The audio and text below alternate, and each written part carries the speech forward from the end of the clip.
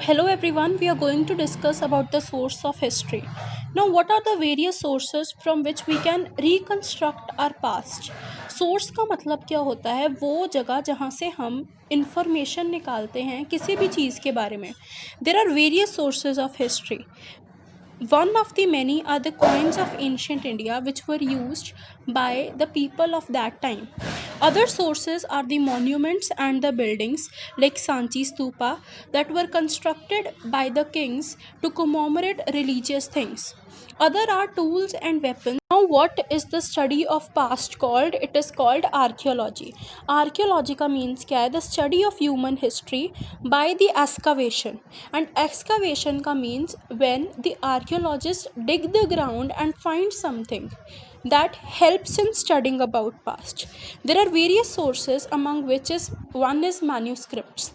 जो word manuscript है, menu का मतलब होता है हैंड और स्क्रिप्ट का मतलब होता है writing. These manuscripts are mainly written on palm leaf और on the bark of a tree known as birch, जो मेनली हिमालयाज में ग्रो होता है. और जो ये मैन्यूस्क्रिप्ट्स हैं ये ऑल काइंड ऑफ सब्जेक्ट्स में डील करते हैं, जैसे religious beliefs, practices, kings, queens, medicine, science.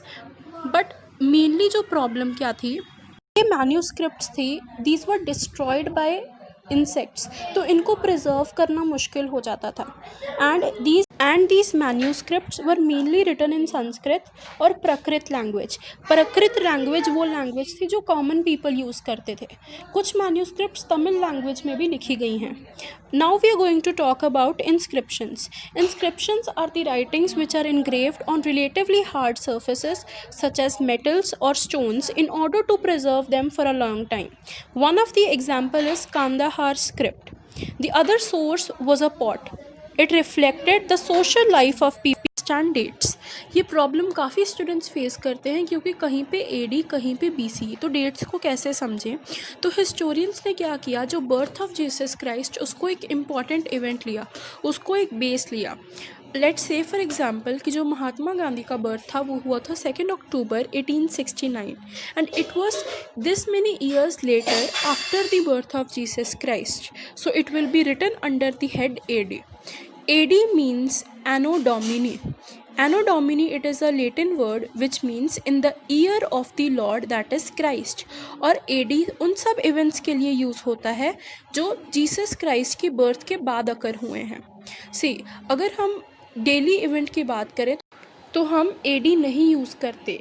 And when we write AD before the year, and when we speak we write AD after the year. और जो simple अगर years लिखे हों जैसे 450, 576, तो वी एज्यूम कि वो AD के अंदर की बात कर रहे हैं, कि मतलब जीसस क्राइस्ट के बर्थ के बाद. अब BC means before the birth of Christ. ये उन सारे इवेंट्स के लिए यूज़ होता है जो जीसस क्राइस्ट के बर्थ के पहले हुए हैं.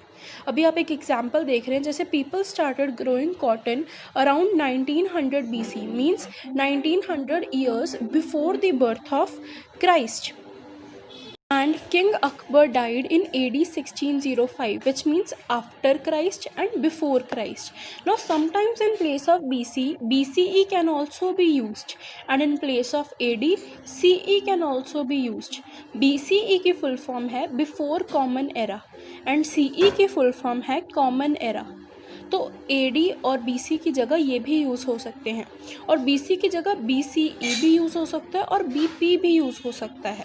BP means before present time.